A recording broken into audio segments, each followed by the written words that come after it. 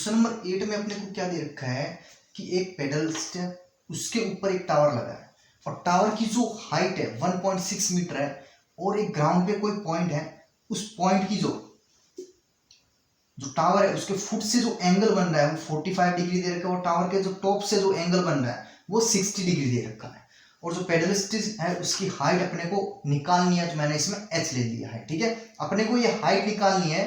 ठीक है, तो हाइट निकालेंगे कैसे? तो अपने पास एक ही कॉन्सेप्ट है, perpendicular base perpendicular hypotenuse base. इसी एक कॉन्सेप्ट के बेसिस पे हम लोग सारे क्वेश्चन सोल्व करते हैं और इसको भी सोल्व करेंगे। तो सबसे पहले देखो मेरे को h निकालना है, तो h निकालने के लिए मैं क्या करूंगा, इसमें मेरे को दो ट्राइंगल दिख रहे हैं। अगर मैं फर्स्ट वाले ट्राइंगल की बात करूं तो फर्स्ट वाला ट्राइंगल क्या दिख रहा है मेरे को, बड़े वाले देखो C B और A, और A और C यानी ये बड़े वाला एंगल जो दे रखा है 60 डिग्री दे रखा है। और अगर यहां से यहां तक की हाइट की बात करें h प्लस 1.6 लिख सकते हैं, h प्लस 1.6। ठीक है, और इस एंगल के रेस्पेक्ट में ये हो गया परपेंडिकुलर, ये हो गया बेस और ये हो गया अपना हाइपोटेन्यूज। तो अपने को देखो क्या करना है, बेस निकालना है। बेस निकालना है, बेस के लिए क्या है, परपेंडिकुलर गिवन है, बेस निकालना है। परपेंडिकुलर और बेस के फॉर्मेट में अपने को एक रेशो दे रखा है tan थीटा, यानी यहां पे लिखेंगे tan 60 डिग्री है, 60 degree is equal to perpendicular upon base. तो tan 60 होता है √3। तो परपेंडिकुलर कितना है h प्लस 1.6, बेस कितना है अपना a b। तो अगर यहां से मैं a b निकालता हूं तो a b is equal to मेरे को क्या मिलेगा, h प्लस 1.6 डिवाइड बाय √3, ये मेरे को a b is equal to मिलता है। ठीक है, ये हो गया। अब इसके बाद देखो अपने को क्या करना है, ये हमने लिया था बड़े वाला ट्राइंगल ABC। ठीक है, अब अगर इसी ट्राइंगल में बात करें तो एक और ट्राइंगल बन रहा है, यहां पे अगर मैं D पॉइंट दे देता हूं तो D B और A, ये जो है 45 डिग्री एंगल है, ये हम H ले रखे हैं और AB का AB। अगर इस वाले ट्राइंगल की बात करें तो ये हो जाएगा बेस, सॉरी ये हो जाएगा परपेंडिकुलर, ये हो जाएगा बेस और ये हो जाएगा हाइपोटेन्यूज। तो अगर इसमें अपने को बेस निकालना है तो परपेंडिकुलर और बेस यानी tan थीटा वाली बात है, तो इसमें भी tan एंगल हो जाएगा 45, बेस अपॉन परपेंडिकुलर, बेस कितना है h और अपॉन परपेंडिकुलर हो जाएगा AB। ठीक है, तो tan 45 जो कि होता है 1 is equal to h divide by AB, यानी AB is equal to h। यहां से देखो AB इज इक्वल टू क्या आएगा, h आएगा। तो अगर इन दोनों को मैं इरेज करता हूं, चलो यहां पे जगह है अपने पास, यहां सोल्व कर लेते हैं। अब देखो AB is equal to h आ रहा है, अपने को वैल्यू किसकी निकालनी है, h की वैल्यू निकालनी है। अपना जो आंसर आएगा वो h की वैल्यू निकालने से अपना आंसर आएगा। तो यहां पे देखो AB is equal to h plus 1.6 divide by √3 था। तो AB की जगह अगर मैं h लिखता हूं, यहां पे AB की जगह अगर h लिखा मैंने is equal to h plus 1.6 divide by √3। तो अगर मैं इस √3 को इधर मल्टीप्लाई कर दूं, क्योंकि इधर डिवाइड में, तो इधर मल्टीप्लाई करेंगे h √3 is equal to h plus 1.6। इस h को लेफ्ट हैंड साइड लेके जाएं तो h √3 तो पहले से ही था, ये इधर आएगा तो माइनस का हो जाएगा 1.6। अब इन दोनों में देखो h आ रहा है कॉमन, √3 माइनस 1 इधर हो जाएगा 1.6। h के साथ में ये मल्टीप्लाई है, उधर जाएगा तो डिवाइड हो जाएगा, तो डिवाइड के अंदर क्या आएगा, ब्रैकेट √3 माइनस 1। तो ये हो जाएगा अपना आंसर, यानी 1.6 डिवाइड बाय √3 माइनस 1, ये हो गया अपना जो पेडलिस्ट था उसकी हाइट हो गई। ठीक है, तो क्वेश्चन होता है कंप्लीट। अब नेक्स्ट क्वेश्चन की ओर चलते हैं। नंबर क्वेश्चन में अपने को क्या दे रखा है कि एक बिल्डिंग है और इसके सामने जस्ट एक टावर है। जो टावर की जो हाइट है वो 50 मीटर दे रखी है और जो बिल्डिंग की हाइट है वो अपने को निकालनी है।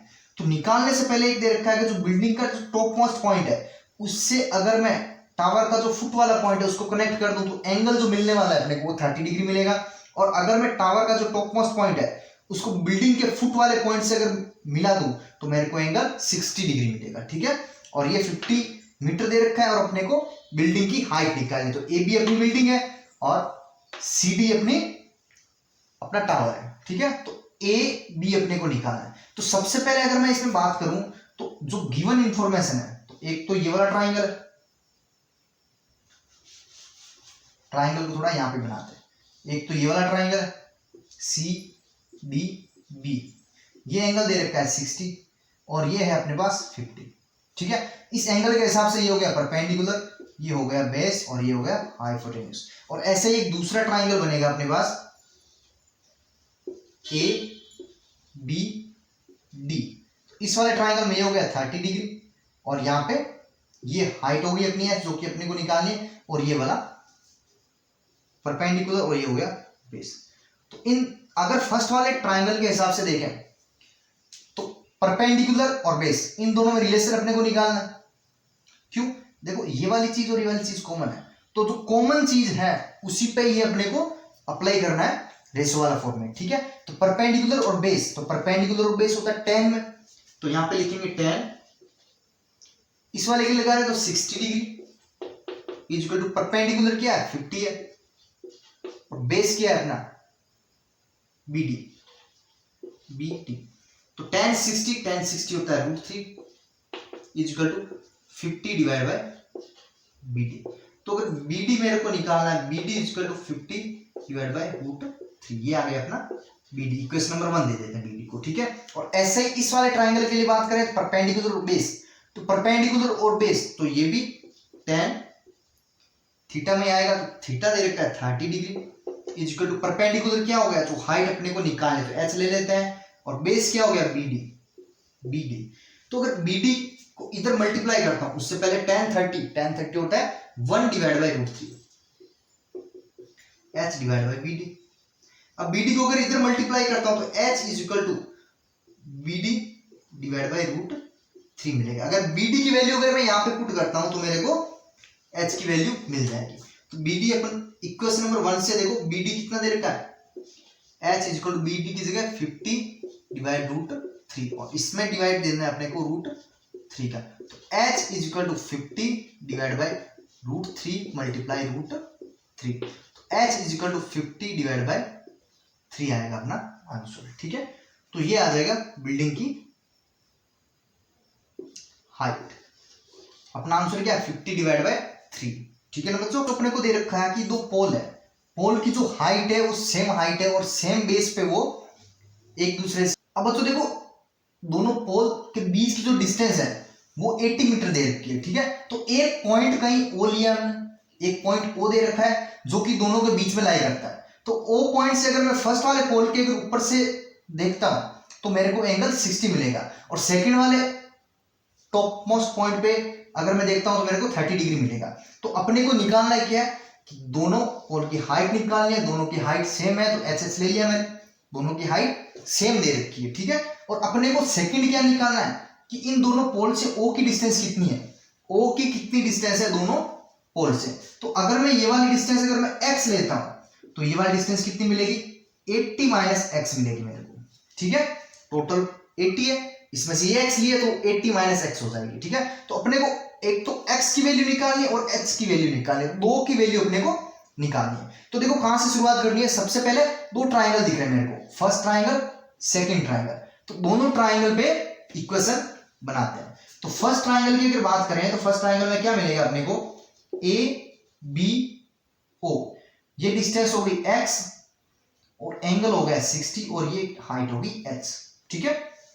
तो अगर इसके हिसाब से बात करें तो परपेंडिकुलर बेस और ये हाइपोटेन्यूज, तो परपेंडिकुलर और बेस, परपेंडिकुलर और बेस ये होता है tan के अंदर, tan 60 degree is equal to perpendicular upon base, तो tan 60 होता है √3, परपेंडिकुलर कितना h और बेस कितना x, तो अगर मैं x की वैल्यू निकालो तो h डिवाइड बाय √3 मिलती है मेरे को x की वैल्यू, इसको दे दिया इक्वेशन नंबर 1। और ऐसे अगर सेकंड वाले ट्राइंगल की बात करें तो सेकंड नंबर ट्राइंगल में अपने को क्या मिलेगा CDO, तो ये वाली डिस्टेंस 80 माइनस x और ये वाली हाइट तो h ही और ये एंगल 30 डिग्री, तो इसमें भी परपेंडिकुलर और बेस वाला दे रखा है, तो इस इक्वेशन के लिए क्या करेंगे tan 30 degree is equal to perpendicular upon base 80 minus x, तो tan 30 की वैल्यू 1 डिवाइड बाय √3 होती है,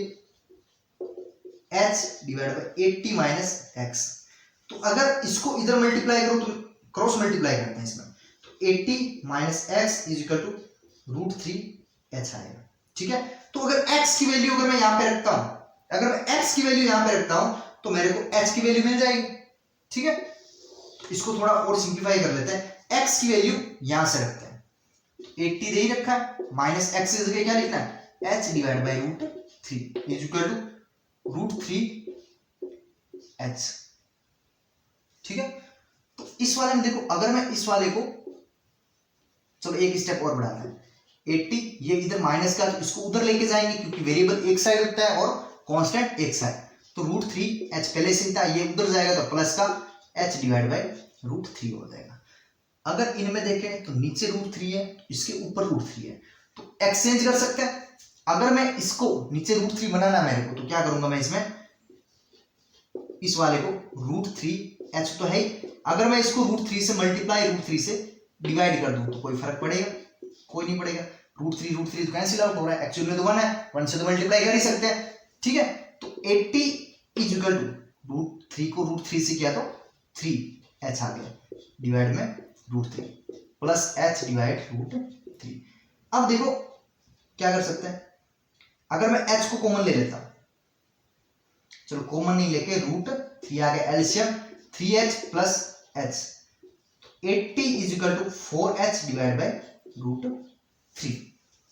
तो √3 इधर डिवाइड में, इधर जाएगा तो मल्टीप्लाई में, आंसर क्या आएगा, 80 √3 डिवाइड 4, क्योंकि 4 इधर मल्टीप्लाई में, इधर डिवाइड में आ जाएगा, तो h की एक्चुअल वैल्यू क्या है, 4 को अगर इससे कैंसिल कर दे तो 20 √3, ये आ गई h की वैल्यू। तो h की वैल्यू अपने पास 20 √3 आ रही है, तो x की वैल्यू निकालनी, x क्या था अपना, x is equal to h divide by √3 था, तो x की वैल्यू निकाल लिए। अब पोल की हाइट तो आ गई दोनों अपने पास, h इज इक्वल टू 20 √3, अब अपने को निकालनी x की वैल्यू, x की वैल्यू कैसे निकालेंगे, x is equal to h divide by √3 था, h डिवाइड बाय √3, तो h की वैल्यू अगर यहां पे रखते हैं तो अपने पास आंसर आ जाएगा x का, x is equal to h कितना है, 20 √3 डिवाइड बाय √3, √3 से √3 cancel, x is equal to 20 metre है, x भी आ गया अपने पास, h भी आ गया, यानी जो दोनों पोल है उसकी हाइट कितनी है, 20 √3, दोनों पोल की हाइट 20 √3 है, और जो पॉइंट O है जो दोनों के बीच में लाई करता है, उसकी B पॉइंट से डिस्टेंस है, यानी फर्स्ट वाले जो पोल से डिस्टेंस है वो कितने 20 मीटर, और सेकंड वाले पोल से 80 माइनस x, यानी 20 रखेंगे तो ये आ जाएगा 60, यानी ये 20 और ये 60। तो अगर आपने इसको समझा है तो सही है, नहीं तो स्क्रीनशॉट ले लो या फिर नोट कर लेना इसको। ओके, तो चलते हैं। अब तो देखो 11 नंबर क्वेश्चन में क्या दे रखा है कि एक टावर है, टावर की जो कुछ चौड़ाई भी है, विड्थ है इसकी कुछ, तो जहां पे ये इसकी साइड वाला जो विड्थ है, ऐसे ये टावर है, ऐसे इसकी विड्थ है, जहां पे विड्थ है वहां से अगर इसके टॉप मोस्ट टावर ऐसा है, देखो ऐसा कोई टावर है, ठीक है, तो यहां से ये सारा अंदर से फिल है, ऐसा कोई टावर है, तो इस टावर का जो टॉप वाला पॉइंट है, अगर मैं यहां पे खड़े होकर टॉप वाले पॉइंट को देखता हूं तो एक सीधी लाइन ऐसे बनेगी, तो और ये जो एंगल बनाएगा ग्राउंड के साथ, ये अपने को 60 डिग्री दे रखा है यहां वाला, ठीक है, तो ये 60 डिग्री दे रखा है। अगर मैं इससे 20 मीटर इधर चलता हूं, 20 मीटर चलने के बाद जो पॉइंट मेरे को मिलेगा, उससे अगर मैं इसके टॉप वाले पॉइंट को देखता हूं, अगर इस पॉइंट से अगर मैं टॉप वाले पॉइंट को देखता हूं तो मेरे को 30 डिग्री के साथ मिलेगा, ठीक है, ये 60 डिग्री, ये 30 डिग्री। अब अपने को करना क्या है कि इसकी जो टावर है, इसकी जो हाइट निकालनी है। पहली चीज तो मैंने हाइट को यहां से लेके यहां तक इसको h नाम दे दिया, हाइट, ठीक है, और अब दूसरी चीज क्या निकाले, इसकी जो चौड़ाई है, विड्थ, वो निकाले, चौड़ाई कितनी यहां से लेके यहां तक, यही तो होगी इसकी विड्थ चौड़ाई, तो ये वाली अपने को निकालनी, यानी AD निकालना और DC निकालना, ये दो चीजें अपने को निकालनी है क्वेश्चन में, ठीक है। अब देखो क्वेश्चन की लैंग्वेज तो सभी क्वेश्चन में बहुत बड़ी बड़ी है, लेकिन इसको समझने के बाद आपको एकदम हलवा सा लगेगा इसमें। अगर मैं दो ट्रायंगल बन रहे हैं, तो अगर मैं फर्स्ट वाले ट्रायंगल की बात करूं, ये एंगल दे रखा है 30 डिग्री, तो इसको चलो मैं x ले लेता हूं, ये जो A से लेके D तक की डिस्टेंस है वो x है, तो x और h निकालना है, तो ये दे रखा है B और ये हो जाएगा D और ये हो जाएगा C, तो D से लेके C तक के बीच की डिस्टेंस h और B से लेके D तक 20 प्लस x, 20 प्लस एक्स। इस एंगल के हिसाब से ये परपेंडिकुलर, ये बेस, ठीक है। तो परपेंडिकुलर और बेस किस में बनता है? tan में बनता है। तो यहां पे लिखेंगे tan 30 degree is equal to perpendicular हो जाएगा h और बेस हो जाएगा 20 प्लस एक्स। तो tan 30 होगा 1 डिवाइड बाई रूट 3, ठीक है। अब यहां पे हो जाएगा h divide by 20 plus x. तो अगर इसको मैं इधर क्रॉस मल्टीप्लाई कर देंगे 20 plus x is equal to h root 3।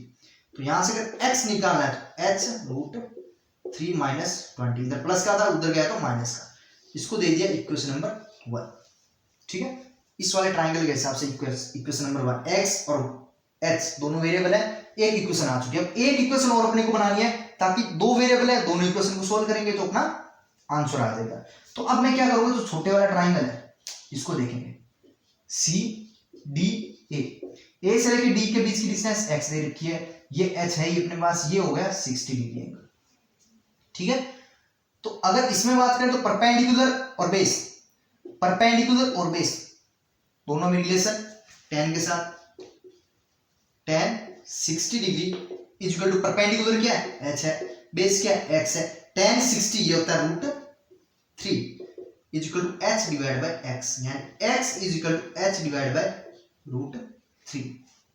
तो अगर मैं इसको रूट 3 से मल्टीप्लाई कर दूं, रूट 3 से डिवाइड कर दूं, तो कोई फर्क नहीं पड़ने वाला है कि रूट 3 से रूट 3 कैंसिल हो रहा है, ठीक है। तो इसका आंसर क्या आएगा, रूट 3h डिवाइड, रूट 3 को रूट 3 से किया तो 3 आ गया अपना, यानी रूट 3h डिवाइड बाय 3 हो रहा है अपना आंसर, ठीक है। तो यहां से x की वैल्यू आ गई अपने पास, x की वैल्यू आ गई अपने पास। अब अपने को क्या करना है, इसमें h की वैल्यू निकालनी है। तो h की वैल्यू कैसे निकालेंगे, अगर इस इक्वेशन में फर्स्ट वाले में अगर x की वैल्यू यहां पे रख देता हूं तो h की वैल्यू आ जाएगी, ठीक है। x is equal to h root 3 minus 20, x की वैल्यू कितनी है, ये root 3h divide by 3 is equal to h root 3 minus 20। इसको अगर इधर लेके आए इधर क्या मिलेगा, उधर प्लस का था तो इधर हो जाएगा माइनस का। अब h को अगर कॉमन ले लेता हूं, root 3 divide by 3 minus root 3 is equal to minus 20। अगर h ब्रैकेट को अंदर से सोल्व करेंगे, एलसीएम आएगा 3, तो ये क्या बन रहा है, root 3 minus 3 root 3 is equal to minus 20। Root 3 एक बार है, माइनस 3 टाइम्स ऑफ रूट 3, तो ये क्या आएगा, minus 2 times of root 3 divide by 3 is equal to minus 20। h और ये ब्रैकेट मल्टीप्लाई में इधर माइनस 20 है। तो अगर ध्यान से देखें तो ये माइनस इस माइनस से कैंसिल आउट हो गया, और क्या कैंसिल हो रहा है, ये 2 इस 20 से कैंसिल आउट हो गया। तो h root 3 divide by 3 is equal to, यहां पे क्या बचेगा 10, माइनस से माइनस कट हो गया, 2 से 20 कट हो गया तो 10 बचेगा। अब h is equal to 20 multiply 3 और डिवाइड में क्या आएगा रूट, तो h निकालना अपने को, तो 10 को 3 के साथ मल्टीप्लाई 30 डिवाइड रूट 3। तो इसको एक बार और थोड़ा सोल्व कर लेते हैं। अगर मैं इसको रूट 3 से मल्टीप्लाई कर दूं, रूट 3 से डिवाइड कर दूं, कोई फर्क नहीं पड़ने वाला है। h is equal to 30 root 3 divide by 3 आ जाएगा, रूट 3 को रूट 3 से करेंगे तो 3, अब 3 तो ये कैंसिल आउट हो रहा है यहाँ पे, तो h is equal to 10 root 3 मिलेगा अपना आंसर। h की वैल्यू क्या है, 10 रूट 3, ठीक है। तो आज के वीडियो में अपन लोग 11 नंबर क्वेश्चन तक कंप्लीट कर लिया है, ठीक है।